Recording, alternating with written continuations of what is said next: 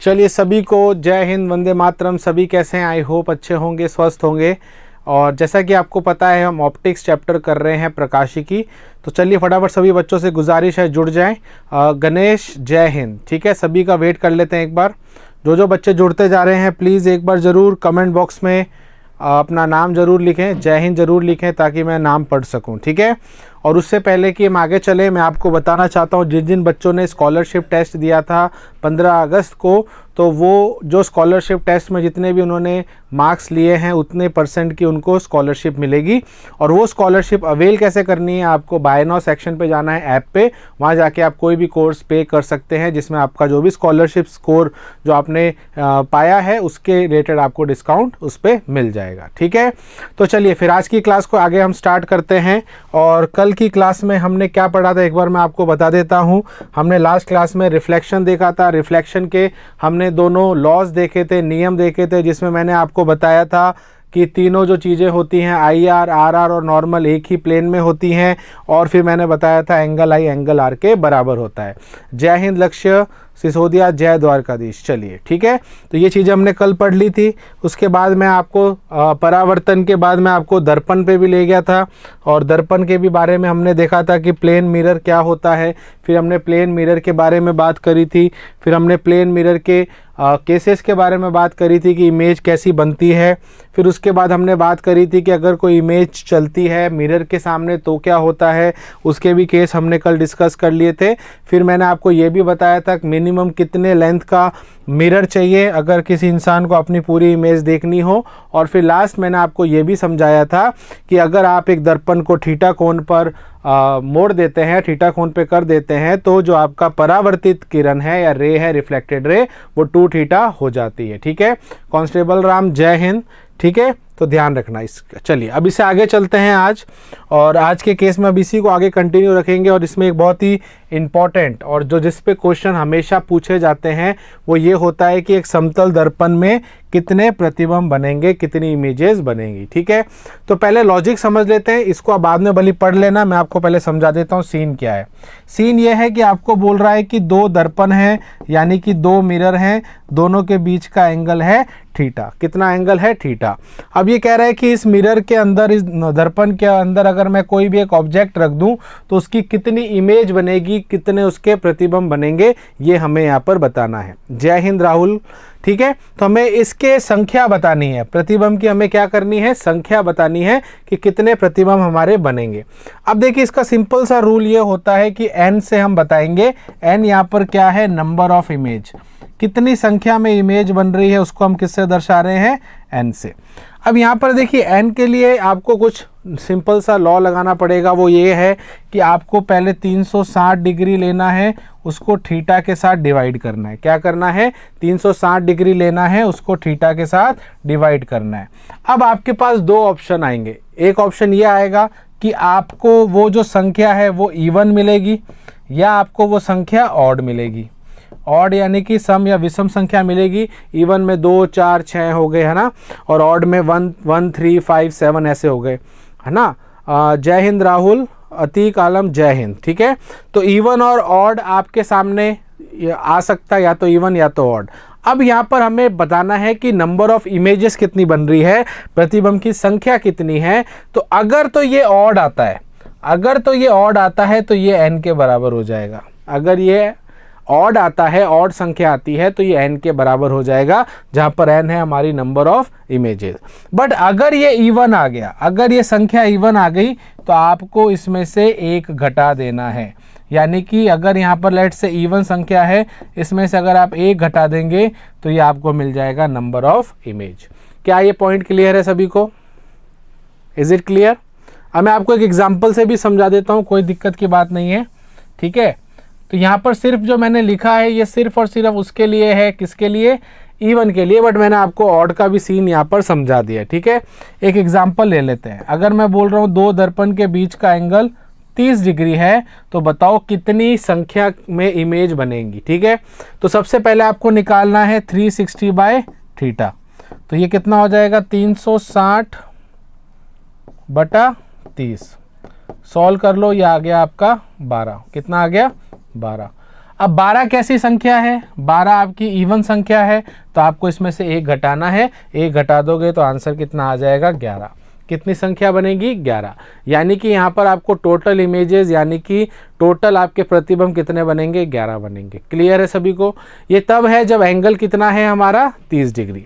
तो एक चीज़ यहाँ से क्या क्लियर होती है, एक चीज़ यहाँ से ये क्लियर होती है कि इमेजेस की जो संख्या होती है, इमेजेस के जो नंबर होते हैं वो हमेशा ऑड होते हैं। क्या होते हैं? ऑड। अगर आपको ऑप्शन में कहीं पर इवन नंबर दिख रहा है तो वो ऑटोमेटिकली गलत हो जाएगा, अगर ऑड है तो वो आंसर हो सकता है। और ऑड निकालने के लिए क्या करोगे, या तो डायरेक्टली ऑड से मिल जाएगा, और अगर इवन आ गया तो उसमें से 1 नंबर घटा दो, आपको वो ऑड मिल जाएगा। क्लियर है? तो ये था एक सिंपल सा लॉजिक, और ये सिंपल सा इसका ये। तो मैंने यहाँ पर दोनों चीज़ें सिखा दी है आपको। तो यदि 360/θ अगर सम संख्या है तो उन दर्पणों के मध्य 360 माइनस करेंगे, अगर 360/θ है और अगर वो इवन है तो उसमें से ये घटाते हैं, और अगर विषम संख्या होती है तो डायरेक्ट उसको डिवाइड करते हैं थीटा से, वही उसके प्रतिबिंब की संख्या हो जाती है। ठीक है, ये सब मैंने आपको बता दिया है। ठीक है, अब उससे पहले मैं आपको कुछ और चीज़ें यहाँ पर बताना चाहूँगा जिसमें कई बार बच्चे कन्फ्यूज़ होते हैं।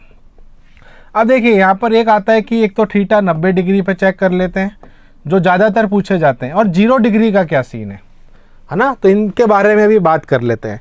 देखो, जब हम कहते हैं कि थीटा 90 डिग्री है तो ये 360/90 हो गया, आंसर कितना हो गया 1, ये हो गया हमारा 4, तो यहाँ पर आंसर कितना आ जाएगा 3। ये मैं 90 वाला क्यों करवा रहा हूँ, क्योंकि ये कुछ स्पेशल केसेस है जो पूछे जा सकते हैं। ठीक है, फिर बात आती है 0 डिग्री की। 0 डिग्री पे सबसे इंपॉर्टेंट है कि इसका क्या मतलब है। इसका मतलब है कि दोनों एक दूसरे के समांतर हैं। तो ऐसे केस में क्या होगा, तो ऐसे केस में ध्यान रखना 360/0 हो जाएगा, और किसी को भी अगर आप 0 से डिवाइड करते हैं तो आता है अनंत। तो ध्यान रखना कि अगर आपके दोनों दर्पण 0 डिग्री पे हैं, इसका मतलब दोनों एक दूसरे के क्या हैं, दोनों दूसरे के पैरेलल हैं, और उस केस में जो नंबर ऑफ इमेजेस बनेंगी वो कितनी बनेगी, इनफाइनाइट, यानी कि अनंत। तो ध्यान रखना, ये एक अच्छा क्वेश्चन यहाँ से बन सकता है, तो इसको आप अच्छे से पढ़ लेना। क्लियर है सभी को? Yes, infinite. ठीक है, तो ये 2 केस जो मैंने आपको बताए ज़्यादातर ये पूछे जाते हैं, अदरवाइज आप किसी भी एंगल पे निकाल सकते हैं, कोई दिक्कत की बात नहीं होगी। क्लियर? चलिए आगे चलते हैं। अभी तक हमने ये देख लिया कि प्लेन मिरर क्या होता है, समतल दर्पण क्या होता है। चलिए मैं एक पहले आपको उस पर क्वेश्चन भी पूछ लेता हूँ, फिर हम नेक्स्ट दर्पण पे चलेंगे। ठीक है, लेट्स से आपके पास एक दर्पण है, यहाँ पर एक इंसान है, थोड़ा सा कॉम्प्लिकेट कर लेते हैं, यहाँ पर दूसरा इंसान है, और यहाँ पर एक बहुत बड़ी दीवार है। क्या है? दीवार है। ठीक है, अब यहाँ पर आपको क्या पूछ रहा हूँ, सुनना अच्छे से। यहाँ से दीवार से इसकी दूरी है 2 मीटर, और इस दीवार की मिरर से दूरी है 10 मीटर, और इस इंसान की मिरर से दूरी है 4 मीटर। ठीक है, तो ध्यान रखना, यहाँ पर हर चीज़ें मैंने आपको दे दी। दीवार की मिरर से दूरी 10 मीटर है, इसकी यहाँ से दूरी और इसकी वहाँ से दूरी 4 मीटर है। अब क्वेश्चन ये है कि ये लेट्स से ये जो इंसान है ये ए है ना, और ये इंसान है बी। क्वेश्चन ये है कि ए और जो इमेज है किसकी, वॉल की, वॉल यानी कि जो दीवार की जो इमेज बनेगी, छवि बनेगी, बताओ उसके दोनों के बीच का डिस्टेंस क्या है। ए और दीवार की इमेज के बीच का डिस्टेंस कितना होगा, फटाफट इसका कमेंट बॉक्स में मुझे जवाब दो। चेक करना चाहता हूँ अंडरस्टैंडिंग किसकी कितनी अच्छी है। ठीक है, मेरा क्वेश्चन यहाँ पर ये है कि इस ए इंसान को दर्पण में यानी कि मिरर में जो दीवार है वो कितनी दूर उसको दिखाई पड़ेगी। ठीक है, चलिए देखते हैं कौन इसका सही जवाब देता है।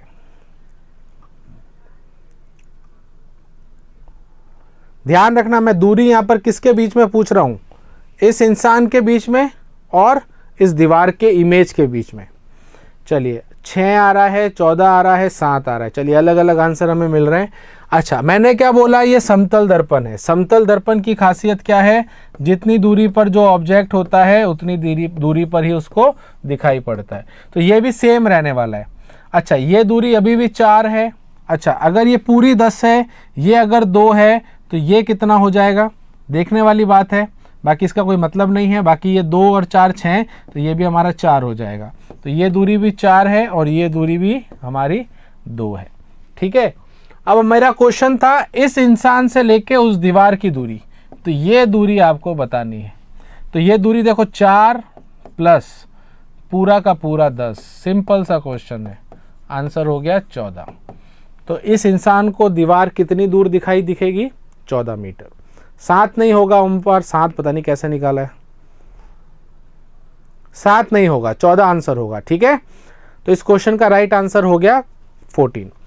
अब अगर मैं आपको ये बोलूं कि इस बी को कितना दूर दिखाई पड़ेगा, तो जब बी की बात आएगी तो ये पूरा होगा, है ना। तो जब बी की बात आएगी तो इसमें आपको ये प्लस ये, तो बी के लिए हो जाएगा 8 + 10 यानी कि 18। क्लियर है? तो इस तरीके से इसको सिंपली सॉल्व करना है। Got it? क्लियर है सभी को? तो बस एक सिंपल सा ये क्वेश्चन था, कोई बड़ी बात इसमें नहीं थी। ठीक है, इसमें बस मेन चीज़ ध्यान रखनी, जितनी दूरी पर ऑब्जेक्ट होता है उतनी ही दूरी पर उसकी इमेज बनती है। चलिए, तो ये सारी बातें हमने अभी कर ली है प्लेन मिरर की, समतल दर्पण की। अब यहाँ से स्टार्ट होते हैं नेक्स्ट, जो कि है हमारे गोलीय दर्पण। गोलीय दर्पण यानी कि स्फेरिकल मिरर। अब देखिए, स्फेरिकल मिरर में और सिंपल मिरर में क्या फ़र्क है? प्लेन मिरर में, प्लेन मिरर एकदम सीधे होते हैं, है ना, और ये जो स्फेरिकल होते हैं, गोलीय होते हैं, वो थोड़े से कर्व होता है। इसमें क्या होता है? थोड़ा सा कर्व होता है, घुमाव होता है। अगर आप यहाँ पर कुछ डायग्राम देखेंगे तो आप देखेंगे जैसे कि ये छतरी होती है, अभी तो कम यूज़ होती है, पहले ज़्यादा होती थी, जिससे सारे सिग्नल्स इससे टकरा के जाते थे। बट ये यहाँ पर मिरर लगता था, और ये मिरर कैसा है? देखो, गोलीय है। यहाँ पर आप देखोगे कटोरी के ऊपर भी जो है ये गोलीय है, और जो कारों में होता है वो भी हल्का सा गोलीय होता है, यानी कि स्फेरिकल होता है। तो हर जगह हम स्ट्रेट वाला मिरर यूज़ नहीं करते हैं, कई जगह पर हम गोलीय भी यूज़ करते हैं, डिपेंडिंग ऑन हमें उससे लेना क्या है। ठीक है, उसके बारे में हम अभी बात करेंगे। ठीक है, तो आप इसको यहाँ पर पढ़ सकते हैं। अब बात करते हैं कि ये बनता कैसे है। तो देखो, इसको याद करने का तरीका बता देता हूँ। एक मैंने गोला बनाया, ठीक है, गोले को मैंने यहाँ से काटा, ठीक है, गोले को मैंने यहाँ से काटा। तो अगर आप देखेंगे एक हिस्सा तो बन गया आपका ये लाल वाला, ये, और एक आपका ये वाला। एक को पॉलिश करो अंदर से और एक को पॉलिश करो बाहर से। तो ये देखो, 2 तरीके के आपके क्या बन गए? गोलीय दर्पण बन गए। ठीक है, तो ये वाला अलग होता है, ये वाला अलग होता है, आगे जाके मैं बात करूंगा। बट इसमें होता क्या है? वही सेम, एक सतह होती है जहाँ से लाइट परावर्तित होती है, रिफ्लेक्ट होती है, और एक साइड होती है जहाँ से आपका रिफ्लेक्शन नहीं होता है। ठीक है, जहाँ पर हम कोटिंग करते हैं। ठीक है, तो वो तो सेम चीज़ रहने वाली है, बस अब फ़र्क ये हो गया है कि अब ये जो रिफ्लेक्टिंग सरफेस है, ये जो सतह है, ये अब गोलीय हो गई है। कैसी हो गई है? गोलीय, यानी कि इसमें घुमाव आ गया है। अब यहाँ पर अब लाइट जो है वो टकरा के सीधी वापस नहीं आएगी। ठीक है, अभी उसके बारे में भी हम बात करते हैं। ठीक है, तो होता क्या है कि 2 तरीके के हमें देखने को मिलते हैं, एक होता है उत्तल, एक होता है अवतल। अवतल जो होता है उसको हम कॉनकेव बोलते हैं, उत्तल जो होता है वो हमारा कॉन्वेक्स होता है। ठीक है, अब यहाँ पर वही चीज़, सेम चीज़ है जो मैंने अभी आपको बताई थी। एक में मैंने क्या किया, ये मेरा दर्पण है, और ये अंदर से मैंने इसको वो कर दिया, वो क्या बोलते हैं कि वो कर दिया पॉलिश, उसको मैंने पीछे से कर दिया। ये है, इसको मैंने पॉलिश यहाँ से कर दिया।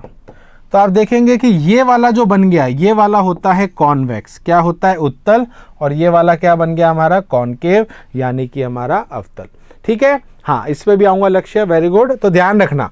अब देखो, कॉन्वेक्स और कॉनकेव के बीच में कई बच्चों को कन्फ्यूज़न होता है, तो हमें कन्फ्यूज़न कैसे सही करना है? तो बहुत सिंपल सी चीज़ है, जो कॉनकेव होता है, देखो केव आ रहा है, क्या आ रहा है? केव, केव यानी कि गुफा। तो जब लाइट गुफा में जाती है तो उसको हम बोलते हैं कॉनकेव, और कॉनकेव का हमेशा इस तरीके से डिज़ाइन बनता है। कॉन्वेक्स, अब कॉन्वेक्स में गुफा नहीं होती, सीधा लाइट इससे टकराती है। ठीक है, तो कहने का मेरा मतलब यहाँ पर ये है कि कॉनकेव और कॉन्वेक्स जो होते हैं, कई बार बच्चे इसमें कंफ्यूज होते हैं, तो आप इसको इस तरीके से याद कर सकते हैं। Got it? ठीक है, अब आगे जाके मैं बात करूँगा कि यहाँ पर इसमें क्या क्या टर्मिनोलॉजी, क्या क्या इसमें टर्म्स आती हैं, कैसे इसके डायग्राम्स बनते हैं, उसके बारे में बात करेंगे। यहाँ तक सबको समझ में आ गया कि 2 तरीके के होते हैं, कॉन्वेक्स एंड कॉनकेव। ठीक है, चलिए अब एक एक करके इसकी बात समझते हैं और देखते हैं इसमें क्या क्या चीज़ें आती हैं। यहाँ इंग्लिश में मैंने लिखा हुआ है, डोंट वरी, मैं आपको इसको हिंदी में भी बता दूंगा साथ साथ। ठीक है, सबसे पहला इसमें आता है कि टर्म्स की यहाँ पर हम बात करेंगे। तो सबसे पहले टर्म की बात करेंगे कि दर्पण का ध्रुव क्या होता है, पोल क्या होता है। अब देखो पोल दोनों में हम बताऊंगा तुम आपको ना, एक हम ले लेते हैं कॉनकेव और एक हम ले लेते हैं कॉन्वेक्स। अब देखो अगर आप यहां पर देखोगे तो पोल होता है कि ये जो सतह है, ये जो हमारी सरफेस आ रही है मिरर की, और ये होती है हमारी प्रिंसिपल एक्सिस यानी कि मुख्य अक्ष। ये हमारी क्या है, मुख्य अक्ष है। तो ये मुख्य अक्ष और ये जो दर्पण जहां मिल रहे हैं दैट इज कॉल्ड पोल। उसको क्या बोला जाता है, पोल यानी कि ध्रुव। तो अगर आप डायग्राम में देखेंगे, देखो ये रहा पोल है ना, ये रहा पोल। तो पोल दोनों में सेम चीज है, एक होती है आपकी प्रिंसिपल एक्सिस यानी कि ये आपका क्या है, ठीक है, ये आपका प्रिंसिपल एक्सिस है, ठीक है, ये आधार है, और आधार और दर्पण के बीच में बनने वाला जो ये आपको पॉइंट दिखेगा that is called as pole. Got it, समझ में आ गया। वहीं पर बात करते हैं वक्रता केंद्र क्या होता है, सेंटर ऑफ कर्वेचर क्या होता है। अगर मैं सेंटर ऑफ कर्वेचर की बात करूं तो अब इसको देखो, एक आपको स्लाइड से समझाता हूं। जैसा कि मैंने आपको बोला कि ये दर्पण एक गोलाकार से बने हैं, गोलीय हैं। अगर मैं इस दर्पण को पूरा कर दूं, क्या कर दूं, पूरा करके एक गोला बना दूं, तो इसका क्या होगा, एक सेंटर होगा। क्या होगा, सेंटर होगा। अब ये जो सेंटर से इसकी ये जो दूरी है ना, इसको मैं त्रिज्या बोल देता हूं, बट ये जो पॉइंट है इसको हम बोलते हैं सेंटर ऑफ कर्वेचर। ऑल्दो हम इसमें ये लाइन नहीं बनाते, अब चाहो तो आप इसको हटा दो। कहने का मेरा पॉइंट ये है कि ये जो पॉइंट है this is called centre of curvature, यानी कि इसका जो ये वक्र है उसका ये केंद्र है। क्या है, केंद्र है। क्लियर है। तो यही चीज आपको डायग्राम में भी दिखेगी। तो अगर आप देखिए, इसको मैं सर्कल मान लूँ पूरा, इस सर्कल का जो सेंटर होता है वो इसका वक्रता केंद्र होता है। अभी मैं पॉइंट्स की बात कर रहा हूँ, ठीक है। हम कई बार कंफ्यूज हो जाते हैं कि हमें लगता है कि ये सेंटर ऑफ कर्वेचर है कि रेडियस ऑफ कर्वेचर है। अभी हम पॉइंट्स की बात कर रहे हैं, ये बिंदु हैं। तो ये बिंदु हमारा सी यहाँ पर भी बना दिया, यहाँ पर भी बना दिया। दोनों में फ़र्क समझ में आ रहा है। ये वाला इस साइड बना है, ये वाला उस साइड बना है, बस ये फ़र्क है। ये इस साइड आ रहा है और ये उस साइड आ रहा है, डिपेंडिंग ऑन कि वो सर्कल कैसे कंप्लीट होता है। क्लियर है। अगला अगर देखें इसके अंदर, अगले 3 मेन पॉइंट आते हैं, प्रिंसिपल एक्सिस, प्रिंसिपल फोकस और फोकस दूरी। अब यहाँ पर दूरी की बात भी होगी और पॉइंट की बात भी होगी। अच्छा, मुख्य अक्ष मैंने आपको पहले ही बता दिया, इस लाइन को बोलते हैं मुख्य अक्ष। क्या बोलते हैं, मुख्य अक्ष यानी कि प्रिंसिपल एक्सिस। फिर आता है मुख्य फोकस। अब देखिए फोकस का क्या सीन है। आपने क्या किया, आपने पहले इसका सेंटर आपने मार्क कर दिया। क्या कर दिया, सेंटर मार्क कर दिया। ये सेंटर था और हमें पता है कि ये सेंटर है, तो ये इसकी रेडियस है, ये इसकी रेडियस है यानी कि त्रिज्या है। लेट्स से अगर ये आर है तो इसको अगर मैं आधा कर दूं, इसको मैं आधा कर दूं और यहाँ पर एक पॉइंट बना दूं, तो ये होता है फोकस। ये पॉइंट होता है फोकस का। मैं पॉइंट की यहाँ पर बात कर रहा हूँ। अब ऑल्दो आपको वहाँ पर डायग्राम में ऐसा नहीं दिखेगा, आपको सीधा ऐसे दिख जाएगा कि ये पॉइंट, अच्छा ये आपका मुख्य अक्ष है, ये आपका सी है, ये आपका एफ है ना। तो आपको इस तरीके से दिखेगा, आपको वहाँ पर ऐसे गोला बनाने की ज़रूरत नहीं है। ठीक है। इसका मतलब ये है कि जो फोकस होता है वो सेंटर ऑफ कर्वेचर से और पोल से सेम दूरी पर होता है। अगर मैं बोलूं कि पोल से सी की दूरी अगर 10 सेंटीमीटर है तो ये 5 सेंटीमीटर यहाँ से होगा, 5 सेंटीमीटर यहाँ से होगा। तो फोकस की जो दूरी होती है वो पी से भी सेम होती है और सी से भी सेम होती है। क्लियर है। डी कहाँ लिखा है, अच्छा डी, ओके, यहाँ तक क्लियर है। तो यही चीज़ है प्रिंसिपल फोकस। तो यहाँ पर अगर मैं बोलूँ प्रिंसिपल फोकस कहाँ है, तो ये रहा। फोकस पॉइंट कहाँ है, ये रहा, एफ, ये रहा। ये हमारा पोल है, ये हमारा सी है। तो ये तीनों पॉइंट मैंने यहाँ पर बना दिए, उसी के अकॉर्डिंग मैंने यहाँ पर इसको लिख दिया। अगला आता है फोकल दूरी। फोकल दूरी क्या है, तो अभी जो मैंने आपको बताया है कि ये पॉइंट एफ है, बट ये जो डिस्टेंस होता है ये वाला, this is called focal length, इसको बोलते हैं फोकस दूरी। और अगर मैं त्रिज्या से बात करूं पोल के बीच में, तो इसको बोलते हैं आर। आर होता है हमारा सेंटर ऑफ या रेडियस ऑफ कर्वेचर। क्या होता है, रेडियस ऑफ कर्वेचर। तो अगर मैं आपको बोलूं कि आर जो है वो किसके बराबर है, तो आप बोलोगे 2f के बराबर। आर किसके बराबर है, 2f के। या f किसके बराबर है, तो वो r/2 के है।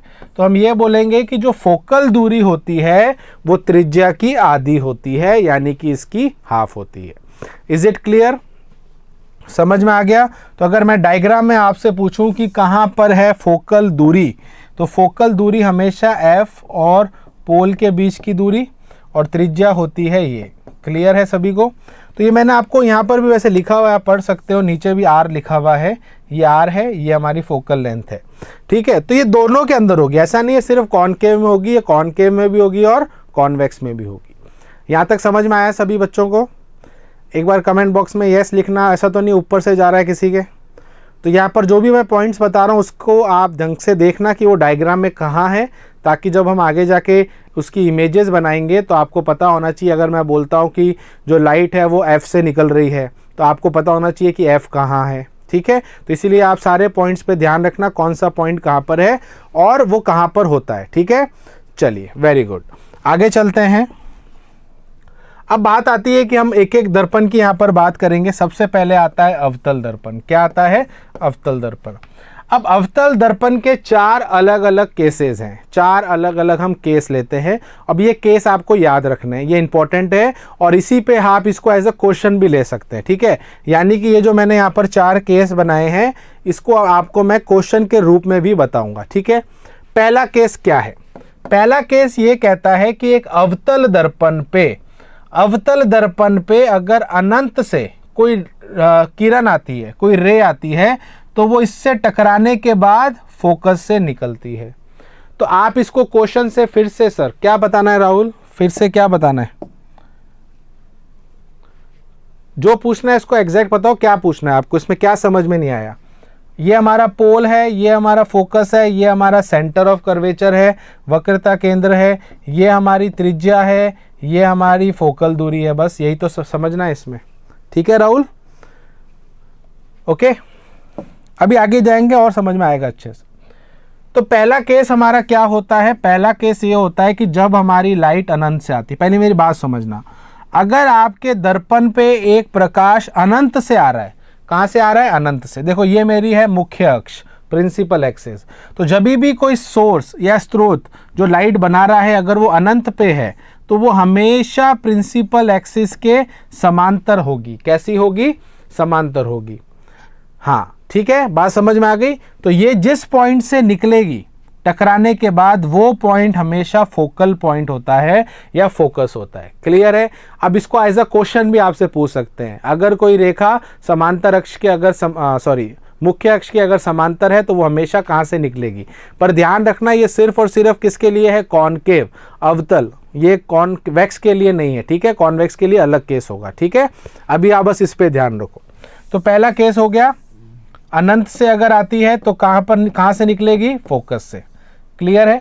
दूसरा केस देखो, जस्ट इसका विपरीत। अब कह रहा नहीं, मैं लाइट को फोकस से निकालूंगा। अब लाइट कहाँ से निकल रही है? फोकस से। तो टकराने के बाद वो लाइट कैसी हो गई? अनंत में जाएगी। कहाँ जाएगी? अनंत में जाएगी। या इसको हम ऐसे बोल देते हैं कि वो पैरेलल हो जाएगी। हाँ बिल्कुल सिसोदिया सही बोला, सन की रेज को कॉनकेव पर लिया जाता है। बिल्कुल सही, ये सन की रेज भी आप मान सकते हैं, बिकॉज सन की रेज को हम इन्फानाइट काफ़ी दूर से मानते हैं। ठीक है, क्लियर है सभी को? तो जस्ट इसका उल्टा हो गया। ये था कि अनंत से आ रही है तो फोकस से निकलेगी, ये है फोकस से निकलेगी तो अनंत हो जाएगी, या फिर मुख्य अक्ष के पैरेलल हो जाएगी। ठीक है, थर्ड केस देखो, थर्ड केस इंपॉर्टेंट है। ये कह रहा है कि अगर आप सी से लाइट को पास कराते हैं, अगर आपकी लाइट सी से निकलती है, तो वो टकराने के बाद वापस सी से निकलेगी। तो जब वो सी से निकलेगी तो वापस वो सी पे ही निकलेगी। कहने का मतलब ये है कि अगर आपकी प्रकाश सी से पास होता है और टकराने के बाद वापस वो सी से ही निकलेगा। तो ये हमारा कौन सा केस हो गया? थर्ड केस हो गया। फोर्थ केस की बात करें तो फोर्थ केस है बहुत ही सिंपल, कि अगर आपका प्रकाश पोल पे टकराता है, लेट्स से एंगल आई पे टकराता है। कितने पे टकराता है? एंगल आई पे टकराता है। तो वो टकराने के बाद सेम कोण से वो चला जाएगा। यानी कि अगर वो, मैं कह रहा हूं कि 30 डिग्री पे आके पोल से टकरा रहा है, तो टकराने के बाद वो वापस 30 डिग्री पे चला जाएगा। ये कहाँ होता है? पोल पे। अब कोई बच्चा बोलता है कि सर ये समांतर, जो हमने समतल दर्पण पढ़ा था उसमें ऐसा तो कुछ होता नहीं था। भैया समतल दर्पण में तो बहुत सिंपल सी चीज़ें थी, समतल दर्पण में बहुत सीधी सी चीज़ें थी, तो इसमें वैसा नहीं है। ठीक है, यहाँ पर ऐसा कुछ पोल या फिर फोकस नहीं होता है। कहाँ पर? समतल दर्पण में। ठीक है, क्या ये चारों केस क्लियर है? आप इन चारों को क्या मान सकते हैं? एज अ प्रश्न, है ना। इनको तीनों को तीन समझ में नहीं आया। कौन सा समझ में नहीं आया? तीसरा देखो सिंपल है। तीसरा ये कह रहा है कि अगर सी से, सी हमारा क्या है? सी हमारा वक्रता केंद्र है, सेंटर है। अगर कोई लाइट सेंटर से जाती है तो वो टकरा के वापस सेंटर को आएगी। कहने का मतलब अगर ये मेरा अवतल है और ये मेरा सेंटर है, ये मेरा फोकस है, तो ये कह रहा है कि अगर लाइट सेंटर से आके इससे टकराएगी तो टकराने के बाद वो वापस सेंटर से जाएगी। क्लियर है राहुल? सर एग्ज़ाम इतना ही पूछेगा, इमेज कैसे बनती है वो नहीं पूछेगा। बिल्कुल, अभी आगे जाके मैं इमेज भी आपको बताऊंगा सिसोदिया, वो कोई दिक्कत नहीं है। पर ये चार केस समझ में आ गए, बिकॉज ये महत्वपूर्ण है, इस पे क्वेश्चन बनते हैं और आगे वाली चीज़ इसी पे आधारित है। ठीक है, चलिए सर फोर्थ में बस एंगल की बात की है ना? हाँ बिल्कुल, फोर्थ में एंगल की बात करते हैं। जितने एंगल पे वो पोल से टकराएगा वापस उतने ही एंगल से पोल से जाएगा।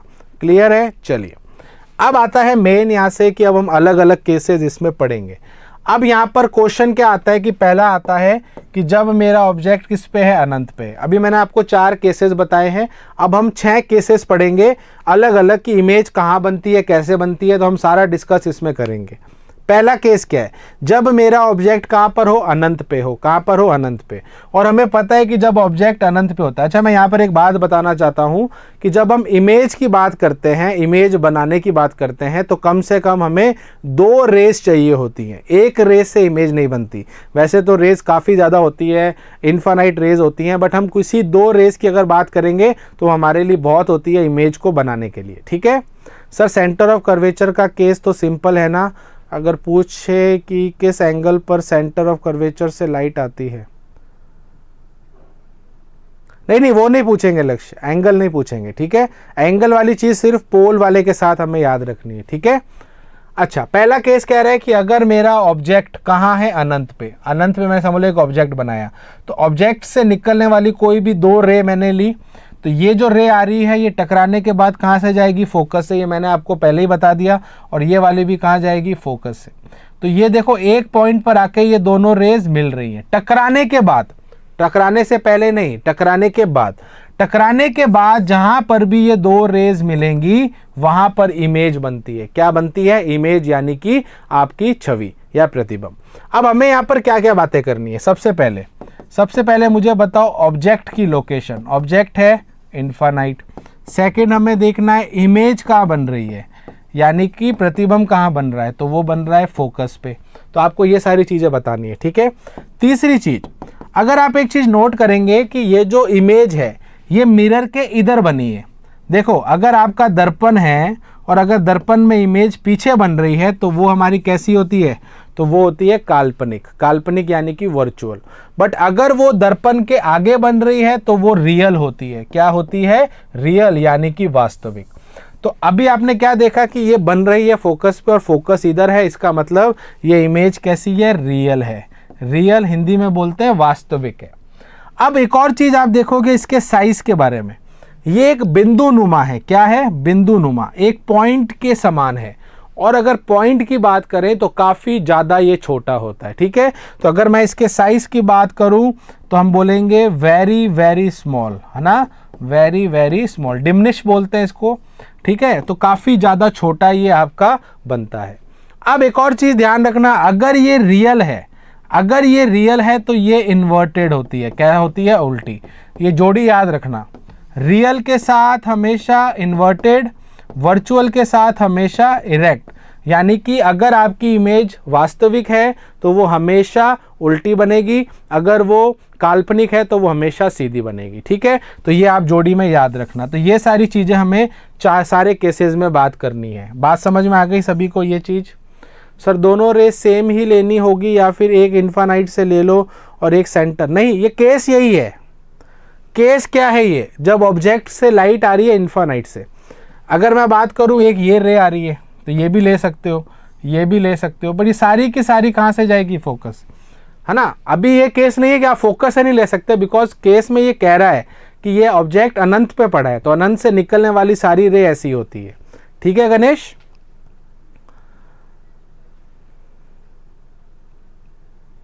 आप अपनी मर्जी से रेज नहीं लेंगे, अनंत का केस है।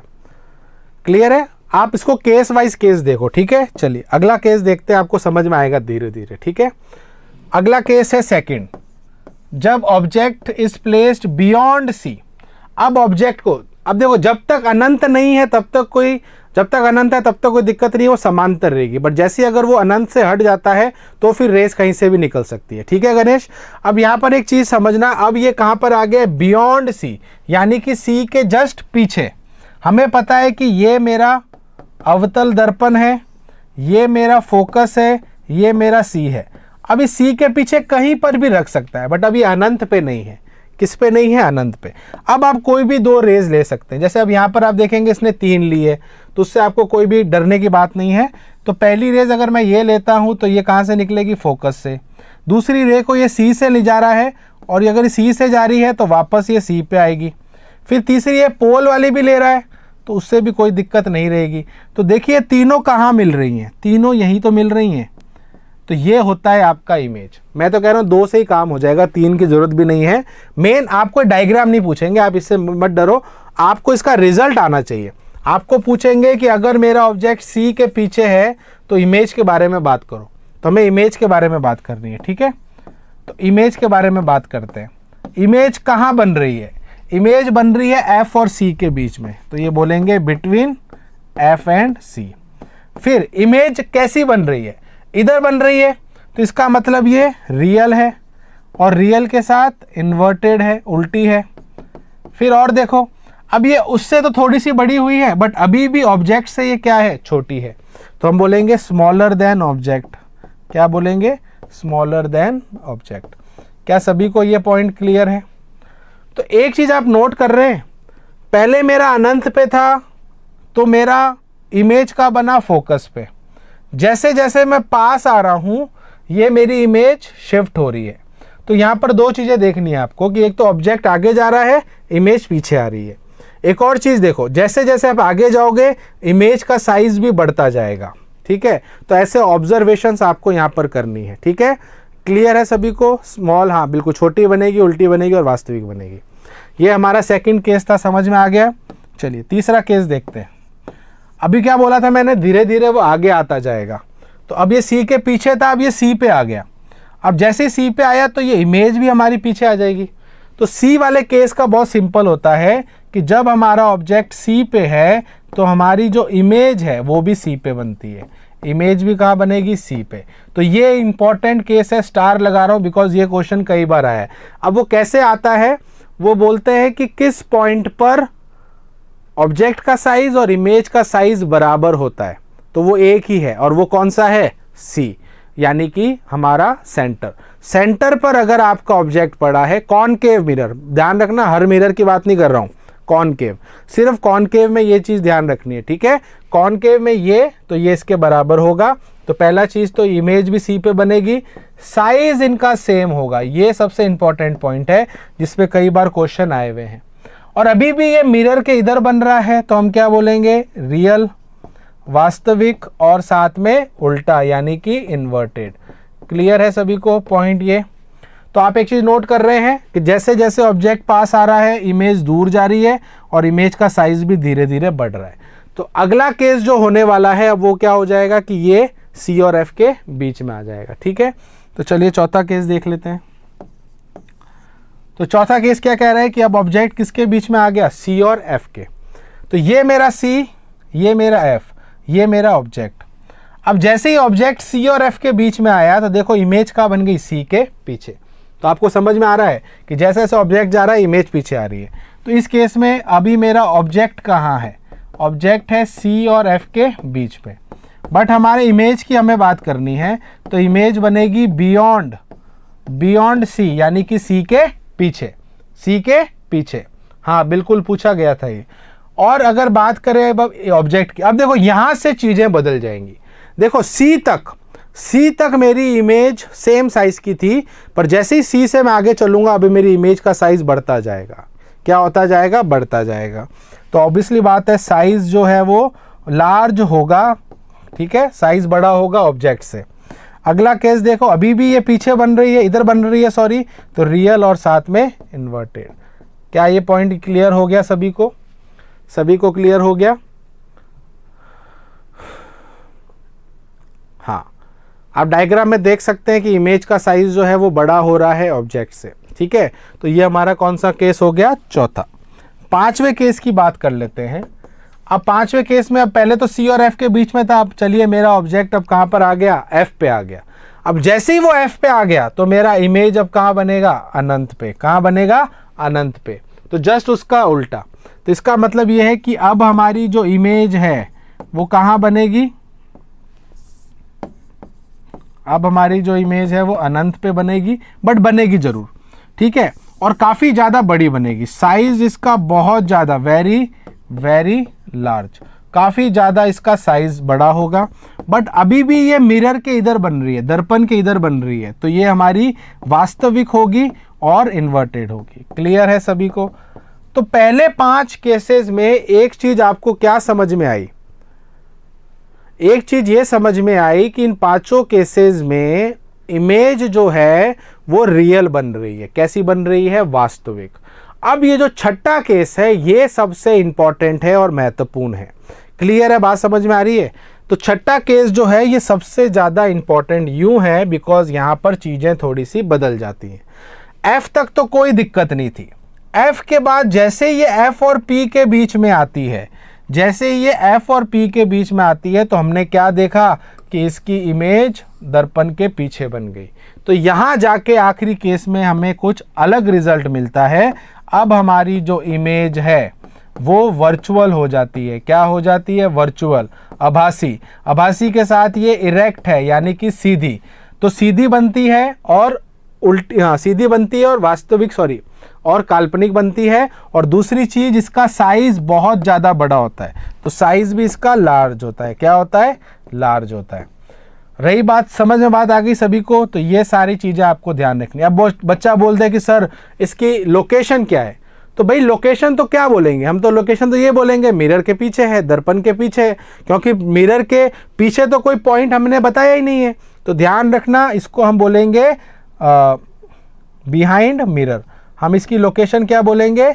दर्पण के पीछे। अब पीछे तो कहीं पर भी हो सकता है, पर हमें उसका कोई एग्जैक्ट पॉइंट नहीं पता है। ठीक है, वो डिपेंड करता है आपने एफ और पी के बीच में इसको कहाँ रखा है। क्या ये बात सभी को समझ में आ गई है? तो ये 6 के 6 केस जो मैंने आपको कराए हैं, कल इसकी एक बार अच्छे से वापस प्रैक्टिस कर लेना, पढ़ लेना, समझ लेना।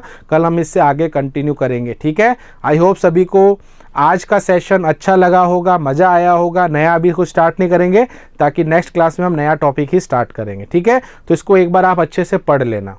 क्लियर है? तो 6 केसेस में से पहले 5 केस एक कैटेगरी में आ जाते हैं, लास्ट वाला केस अलग रहता है बिकॉज उसमें इमेज जो होती है वो वर्चुअल हो जाती है, आभासी हो जाती है। ठीक है, आई होप सभी को आज की क्लास अच्छी लगी होगी, सभी को मज़ा आया होगा। सभी अपना प्लीज़ ध्यान रखना, खुश रहना, इसी तरीके से पढ़ते रहना।